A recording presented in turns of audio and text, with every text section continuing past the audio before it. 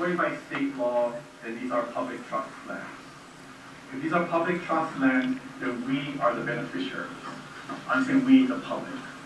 Not the TIO, or what the TMT, or Caltech, or University of California, or Japan. We, the citizens of Hawaii, are the beneficiaries. And so the board has a fiduciary duty and a statutory duty to protect the interests and the rights of the beneficiaries that pertains to these public trust lands.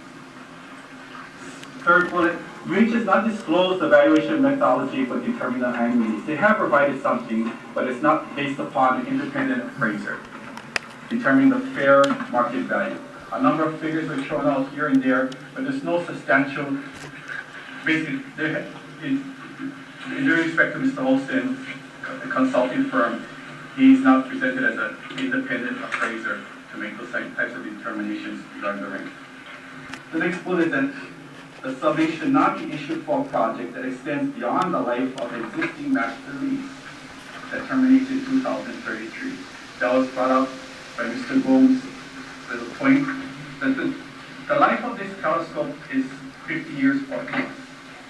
Yet it's being asked that you have a sublease for a project that's beyond the life of the sublease. There's something wrong with this picture here. And furthermore, the matter regarding a new master sublease should be resolved first. And the associated EIS that they said the UH is going to do, that should be resolved first before you give a sublease. There's something wrong with this whole picture here. Next bullet point is that the sublease should not be approved until final ruling regarding the CUP HA 3568 has been rendered in the appeal process in the Hawaii State Intermediate Courts of Appeals and the State Supreme Court. We've all seen from a previous and ruling on the Kilo Haleakala case that certain things, certain permits were faulty or were not in the proper order. If you give a sublease and then you have the court case and there's significant deficiencies in that CUP, then how are you going to resolve it when you already issued the sublease? Isn't it more appropriate that the legal appeal process be worked out first and then the final ruling? Because in the case that the judge makes a ruling that there are significant things to be put into the sublease, by that time it's too late. Because the only way it can be put in is to renegotiate. You cannot renegotiate if the other party does not want to negotiate. It's too late. Once the board gives an approval, once all parties sign the lease, they won't be able to renegotiate on terms that are significant to be determined.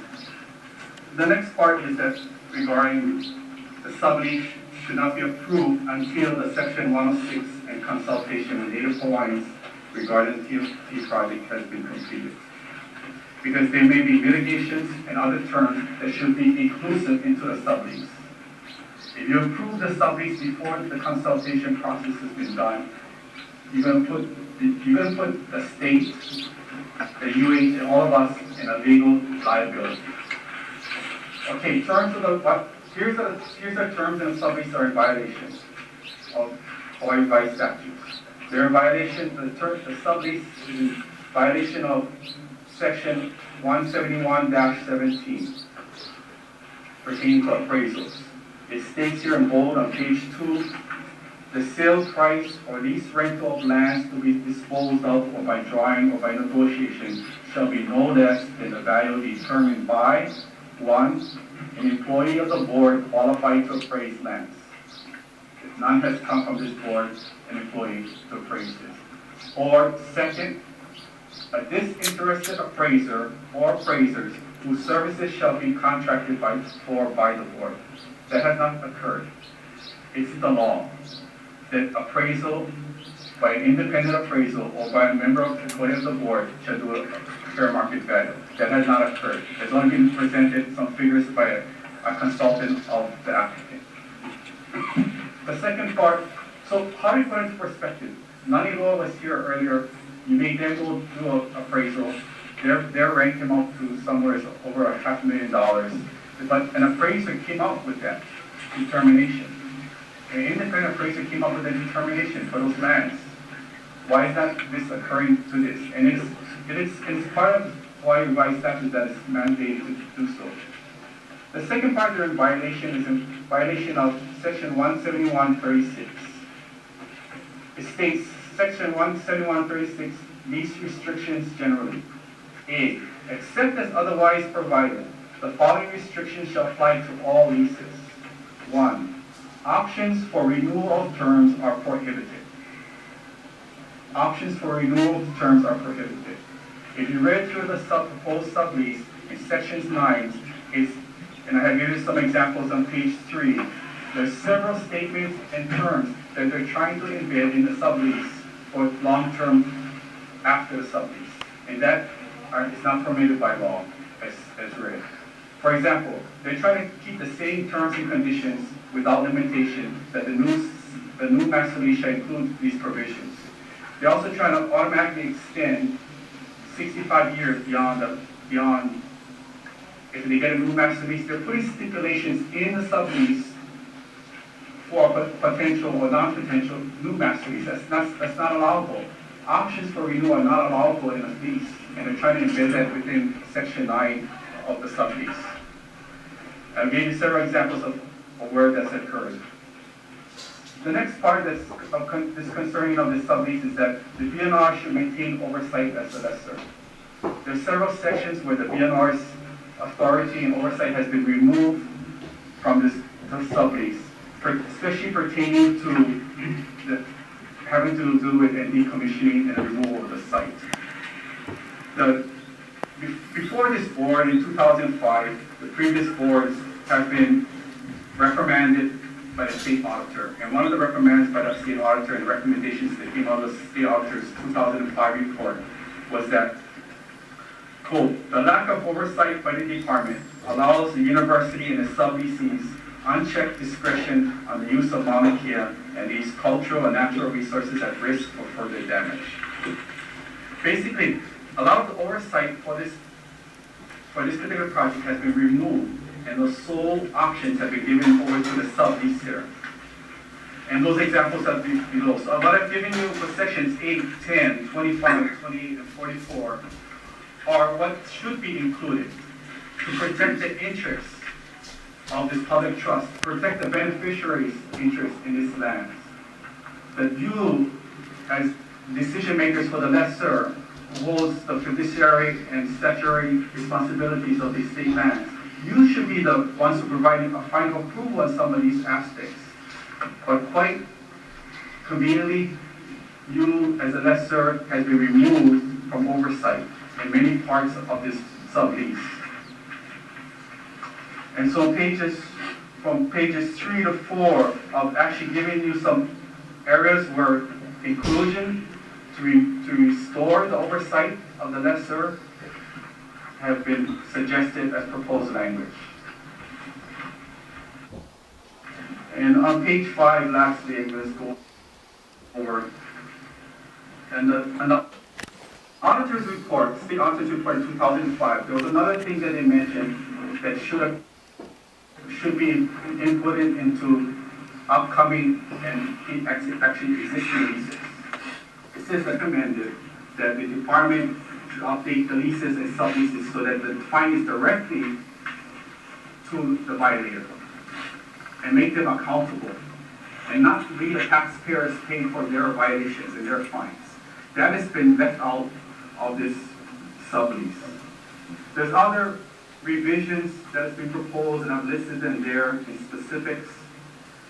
And there's one pertaining to section 37, and section 37 is recommending that you should include a stipulation in the sublease that construction shall not commence until the TMT International Observatory provides documentation that they have secured 100% financial assurance to complete this project.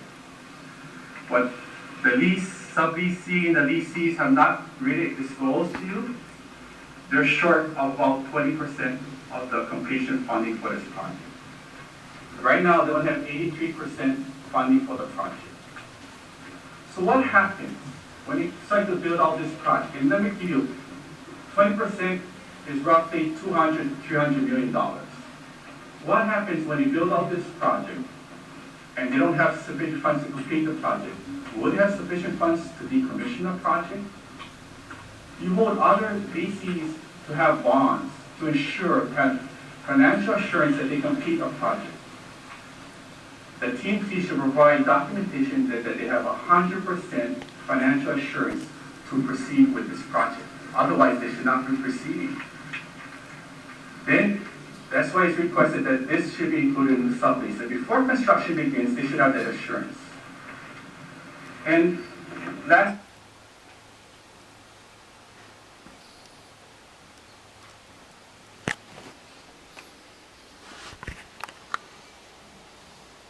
is going to be gone, and the due respect for the time on this board, because half the board will be gone. If the corrections and things that need to be done would have to be several months or more, maybe years, where this has to be, these things have to be rectified, these violations in the lease, other discrepancies in the lease. If those are completed and finished by UH, they would have to go back to the Board of Regents to get another approval to making corrections, and then it would come back to you. So I'm saying that it should not be deferred. Half the board will be gone by then. I'm saying that this should not, a motion should be to not approve it as is. Allow the UH, the subleaser, allow the subleasee to take all the testimony into reconsideration, make the corrections, and bring it back as a new sublease. And lastly, the mound is not a vacant land. The mound is a sacred people. And we ask that beyond the political pressure, beyond the passion what we have for this mountain, that you make things by the law. I'm going to say this, just be accountable to the law. I'll give you things, reasons why it should not be passed based upon the law. But more, the mountain is more than just a vacant land. The mountain is our people. Not just our people, but all of our people. Mauna Wakia, Kapiku Kapu, Mauna Kia is our sacred people. Mahalo for this time and opportunity to speak before you folks on these matters that are important to all of us here. Mahalo. If there's any questions. Any questions? Mahalo for taking the time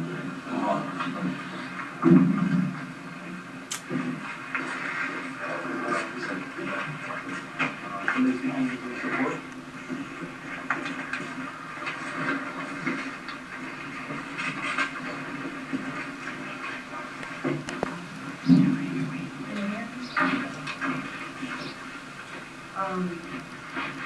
I'm here to testify in my position to the sublease for the TMT.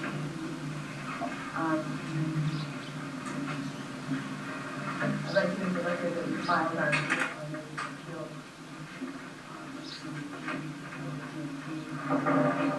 Supreme Court. And then I want to talk about a few things I've heard actually today. Oh, that's right. Fellow Shoto. I'm here on behalf of myself, Monica, and then my organization, and also Paul Meadows, who was not able to be here as well.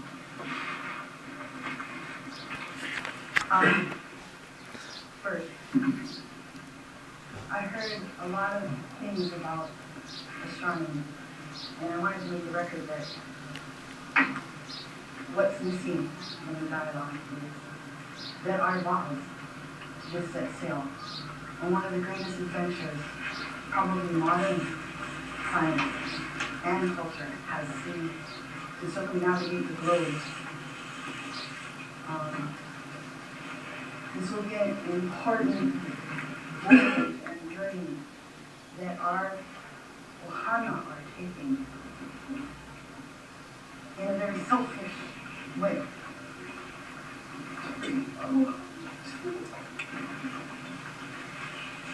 I had to hear and listen to the scientists talk about old scientists, but none of them are as old as our voyagers our voyaging canoes ventured out before the time of Christ. We're not talking about Galileo. We're talking about ancient times. And so now our voyagers are going out to bring alcohol to the world. And that is their sacrifice. When their family sacrificed them, sending them in the unknown.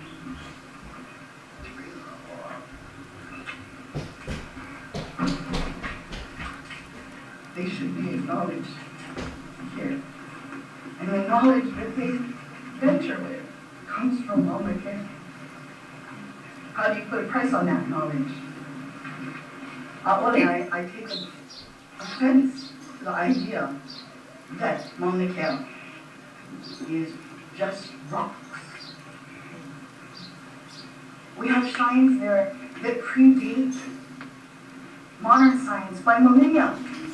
Still standing down.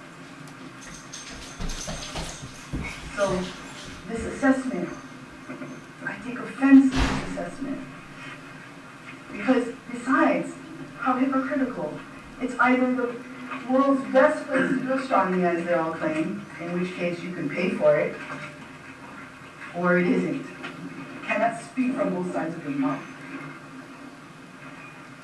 But for the Hawaiian people, it is our origin place. It is our origin place.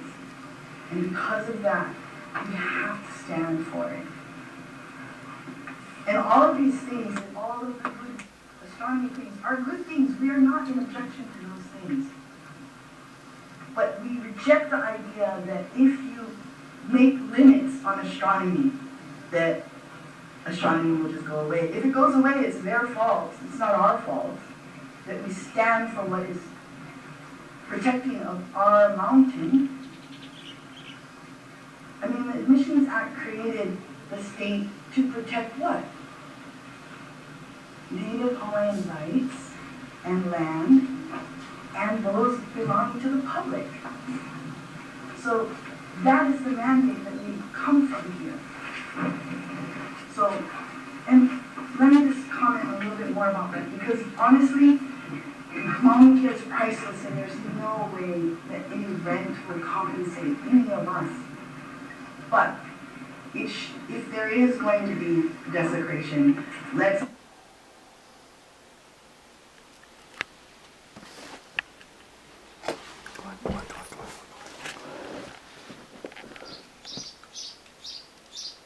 something good come from it. An act, I just want to comment because Oha brought up Act 132. Act 132 means they can charge the rent whatever they want. But Act 132 does not take the state's responsibility away because it never amended HRS 171-1780, which is where the rent requirements for all city lands come from. So you should look those up, because those will tell you how the rent is to be assessed. It's not based on somebody's opinion. Just, And also, if you want to look at rents, you should look at the value that they're charging in other countries. Like, how much do they charge Chile? How much does Chile charge to build the observatory over there? How much do they charge in Arizona? You should have a whole spectrum. And also, you should have someone who can assess the actual cultural value. And it is, by the way, a 360-degree ocean view. So, but as I said, I cannot consent to any of it, but I do think the state should be compensated, and all the observatories from the past should pay. We're not here saying TMT needs to pay alone. All of them need to pay. There's 13 of the richest nations on this planet, and the taxpayers of Hawaii are subsidizing international astronomy because they're not paying it. And that's another reason why maybe he couldn't assess it properly, because they don't pay anything. But that doesn't mean that they should. They should. Okay, so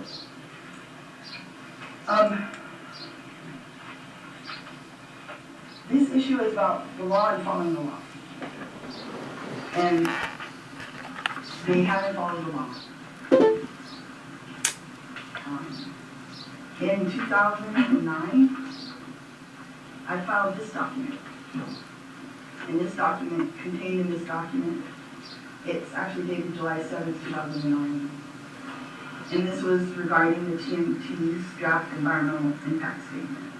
This document is submitted to the university, although I also submitted these comments for the draft EIS, which is only a state EIS, by the way. Back then, I requested expressly, actually, this is actually filed on behalf of Uncle Ulu and Paul and myself. We requested Section 106 consultations begin. That was 6 years ago we made that request. So finally, recently, we just filed a complaint, a formal complaint. And we filed it with the National Science Foundation. With the Advisory Council on Historic Preservation. Because actually, even VLNR asked if they were receiving federal funds, and if so, they should be in compliance with Section 106. The rules pretty much outline when you have to actually do 106, right? So in the 1992 amendments of the National Historic Preservation Act require federal agencies in carrying out Section 106 review process to consult related organizations when a federal undertaking may affect historic properties of traditional, religious, and cultural significance to them. An undertaking means a project, activity, or program funded in whole or in part under the direct or indirect jurisdiction of a federal agency, including those carried out on behalf of a federal agency, those carried out with federal assistance, or those requiring federal permit, license, or approval. Okay, so it says it's important to keep in mind that consultation should take place early in the project planning when the widest possible range of alternatives still exists.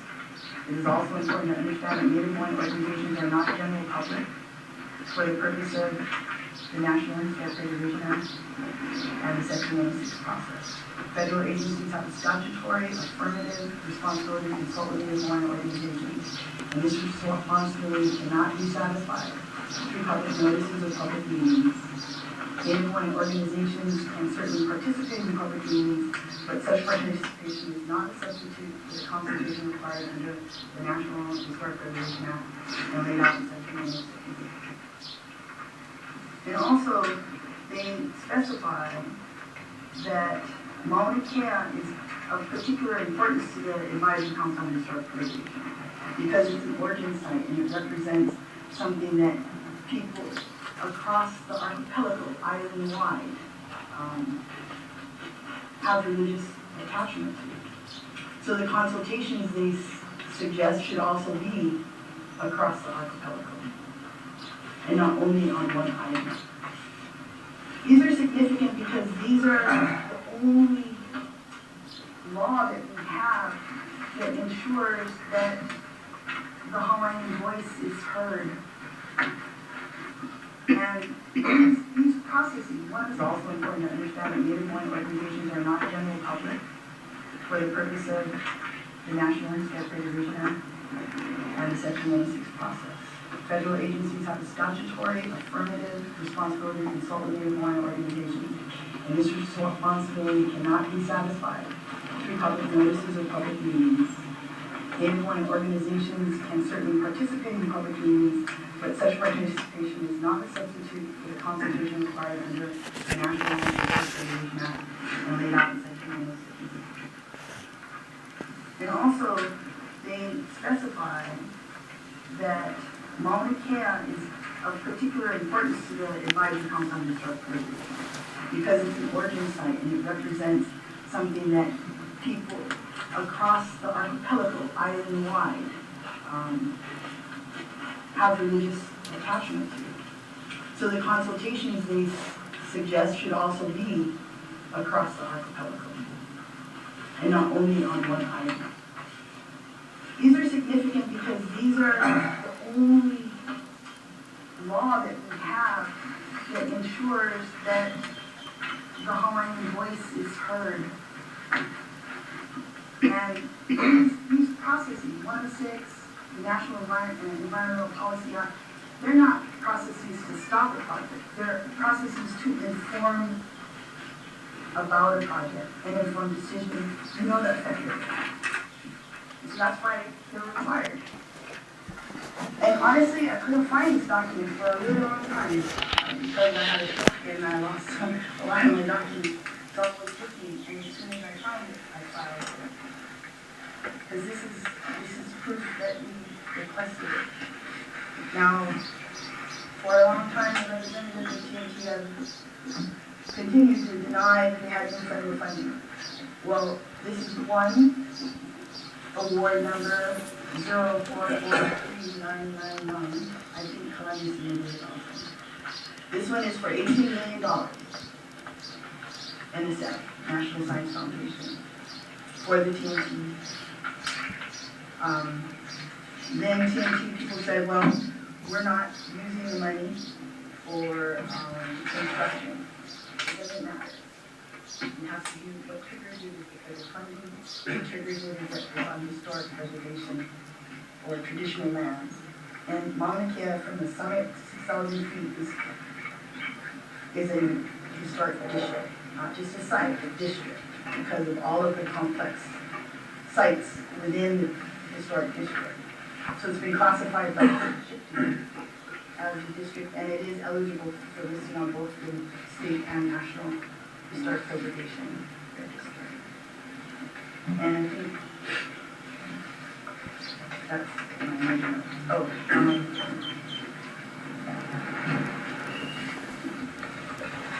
yeah. So here again, we're coming before you to see, to compel you to make a decision, not based on our heart, but based on the law or lack of compliance with it.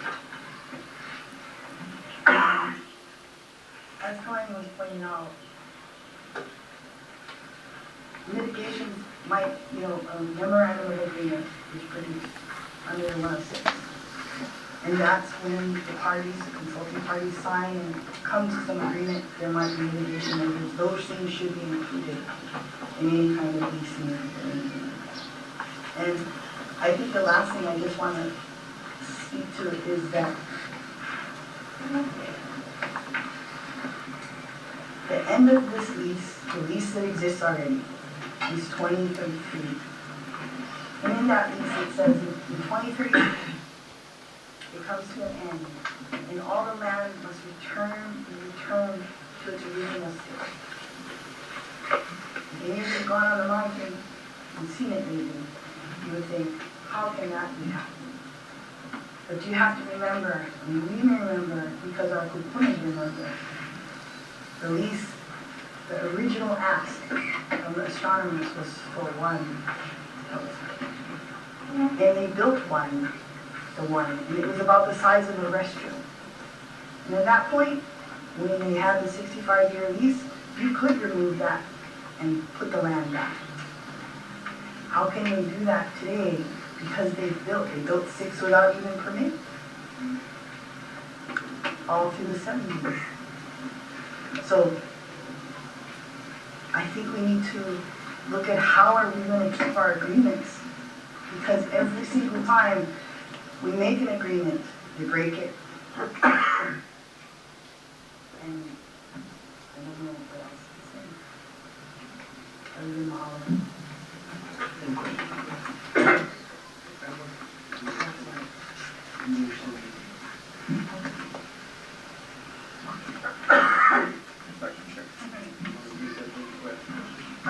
I just want to say, to be honest with you, really don't even know the final procedures at this point, but we might have to call for a contested case, but we're not sure. Final decision. Just in case, we're going to come for it. Yeah. My question is, we talked about cultural assessment. Right. In terms of, are you aware of any examples? No. I just think that the culture has to be factored in. that it's, you know, actually some of the introduction of all of these documents pretty much outline what we've testified to for all these years, the significance of the mountain. Given the significance of the mountain, I guess the glaring omission is that everybody's talking around us, but the Hawaiians have a place that they use the mountain for eons. So how that should come into play. I mean, it's not just like astronomers showed up and they clear everything and then what? We've been here forever. And all of our sites are up there. And so that should come into the assessment. I'm sorry, I'm just feeling a little bit like, ooh, you know, I don't need to be dismissive or anything. I'm just saying that we need to be taken into account in our beliefs and the usage, because we use the mountain. And that's some of the problem that we have, is that we're going to lose that if TMT is built. And we've lost already too much.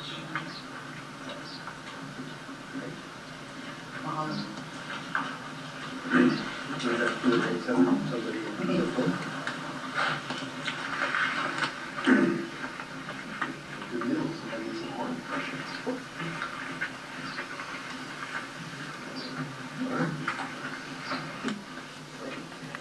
You know that effective.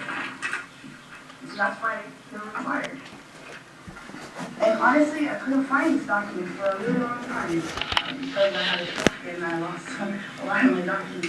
So I was looking, and as soon as I found it, I filed it. Because this is proof that we requested it.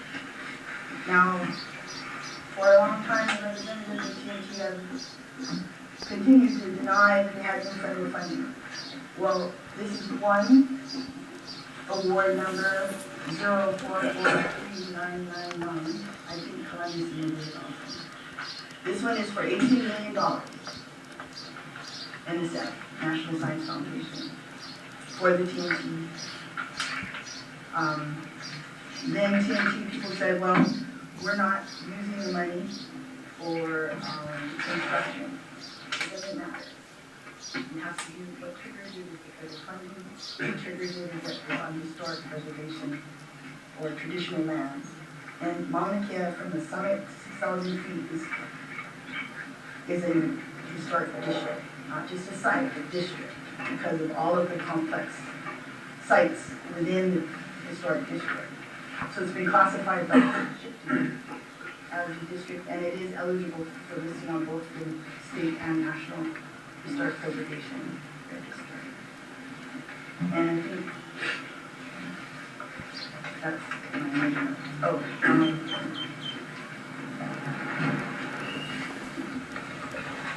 yeah.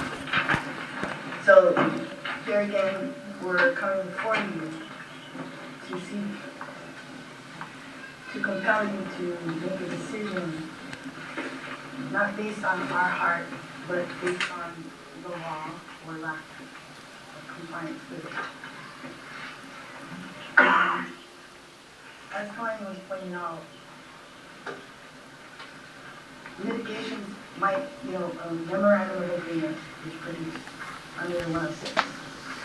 And that's when the parties, the consulting parties sign and come to some agreement, there might be litigation members. Those things should be included in any kind of leasing or anything. And I think the last thing I just want to speak to is that the end of this lease, the lease that exists already, is 2033. And in that lease it says in 2033, it comes to an end, and all the land must return to its original state. If any of you have gone on the mountain and seen it lately, you would think, how can that be happening? But you have to remember, and we remember, because our kupunas remember, the lease, the original ask from the astronomers was for one telescope. And they built one, and it was about the size of a restroom. And at that point, when they had the 65-year lease, you could remove that and put the land back. How can you do that today because they built 6 without even permit. All through the 70s. So I think we need to look at how are we going to keep our agreements, because every single time we make an agreement, they break it. And I don't know what else to say. Other than all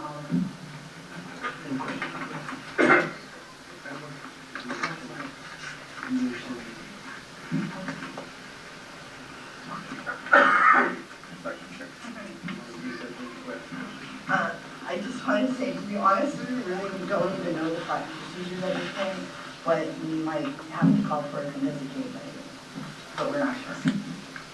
Final decision. Just in case we're going to come from. Before the hearing. Yeah. My question is, we talked about cultural assessment. Right. In terms of, are you aware of any examples? No. I mean, I just think that the culture has to be factored in. That it's, you know, actually some of the introduction of all of these documents pretty much outline what we've testified to for all these years, the significance of the mountain. Given the significance of the mountain, I mean, I guess the glaring omission is that everybody's talking around us, but the Hawaiians have a place that they use the mountain for eons. So how that should come into play. I mean, it's not just like astronomers showed up and they clear everything and then what? We've been here forever. And all of our sites are up there. And so that should come into the assessment. I'm sorry, I'm just feeling a little bit like, ooh, you know, I don't need to be dismissive or anything. I'm just saying that we need to be taken into account in our beliefs and the usage, because we use the mountain. And that's some of the problem that we have, is that we're going to lose that if TMT is built. And we've lost already too much.